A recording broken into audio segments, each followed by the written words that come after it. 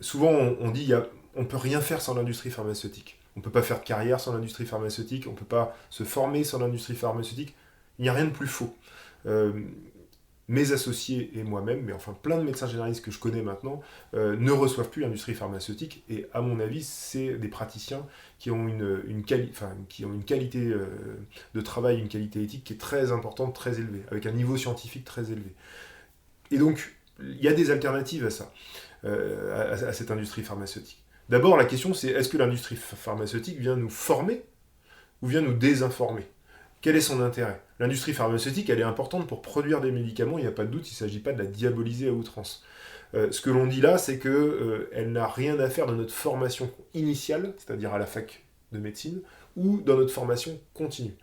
Que l'industrie produise des médicaments en sécurité, voilà son travail. Ensuite, elle n'a pas à s'immiscer dans notre formation initiale ou dans notre formation continue. Ça, il faut faire cette séparation des pouvoirs, entre guillemets. Parce que moi, j'ai toujours considéré que c'était une forme de désinformation, et ça, je le dis au regard des données de la littérature scientifique sur le sujet. Donc, très concrètement, qu'est-ce qu'on a comme alternative? Il y a la revue Prescrire, cet abonnement à la revue Prescrire qui coûte cher, mais cette information de qualité, elle a un coût, puisque la revue Prescrire ne vit que de ses abonnés. Elle ne vit pas avec des subsides des pouvoirs publics ou des subsides industriels. Et ça, c'est très important. Et c'est probablement pour ça, d'ailleurs, que la revue Prescrire dénonce des scandales sanitaires quelques années avant que ça n'éclate en réalité dans le grand public avec force médiatisation. Il faut savoir que sur le scandale du Mediator, par exemple, pour ne citer que cette revue-là et ce scandale-là, Irène Frachon, qui est la pneumologue de Brest qui a fait éclater le scandale du Mediator, a réfléchi à la dangerosité du Mediator à un moment donné parce qu'elle lisait des articles dans la revue Prescrire des années plus tôt. Mais il n'y a pas que la revue Prescrire, il y a d'autres revues. Il y a la revue de médecine, qui est une revue de médecine générale, la revue Médecine, elle s'appelle comme ça, qui est une revue également indépendante des industriels. Même si elle reçoit un peu d'argent des pouvoirs publics, c'est une revue indépendante des industriels et elle est de qualité. Il y a des sites internet qui sont maintenant de mieux en mieux faits, parfois à partir de thèses de médecine qui sont créées sur des thèmes un peu particuliers. Par exemple, il y a un site internet sur les certificats en médecine générale. Bon, ça, c'est un site qui est fait sans l'appui des industriels. Il y a des sites d'information sur les vaccins. Ça existe, fait à partir de thèses, par exemple, ou de départements de médecine générale, où c'est réfléchi sans les industriels.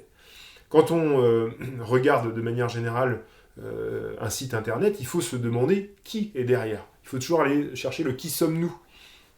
Et on regarde quel est le degré de transparence, d'abord, et ensuite le degré d'indépendance. Le degré de transparence, c'est qui sommes-nous? C'est pas juste dire son nom et son prénom. C'est dire est-ce que j'ai des liens ou non avec les industriels. Si d'emblée il y a marqué nous n'avons aucun lien avec l'industriel, il y a si d'emblée il y a cet item-là, on peut quand même imaginer que c'est un site qui est dans une certaine réflexion. Ensuite, c'est derrière quelle est la qualité, parce que c'est pas, on peut être indépendant et faire un site de mauvaise qualité. Mais en tout cas, ces sites existent là. Et donc on peut les additionner pour compléter la revue Prescrire, la revue Médecine. Ensuite, il y a les formations continues. Dans les formations continues, il y a des organismes de formation continue. Et dans ces organismes de formation continue, il y a beaucoup d'organismes qui sont sponsorisés par l'industrie pharmaceutique. Et donc là, avant de s'inscrire dans une formation continue, il faut déjà se poser la question de se dire, bon, est-ce qu'il y a quelque chose derrière? Est-ce qu'ils ont des partenaires? Est-ce qu'il y a des publicités? Donc il faut aller sur le site des organismes de formation continue et aller se balader et aller creuser. Qui sommes-nous?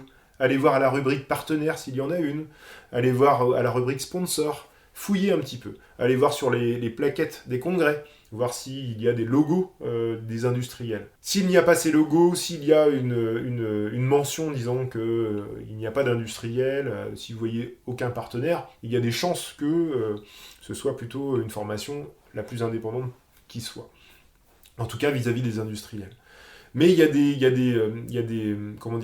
des formations continues qui essayent de leurrer les médecins ou les étudiants. Par exemple, le congrès de preuves et pratiques, qui correspond aussi à la revue Preuves et pratiques. Vous avez le mot preuves et pratiques, là, comme ça, qui est mis en exergue. Ce mot-là, il y a le mot preuve, donc on imagine que c'est scientifique. Et en fait, c'est un congrès qui est complètement vérolé par l'industrie pharmaceutique, donc à décommander, à ne pas recommander.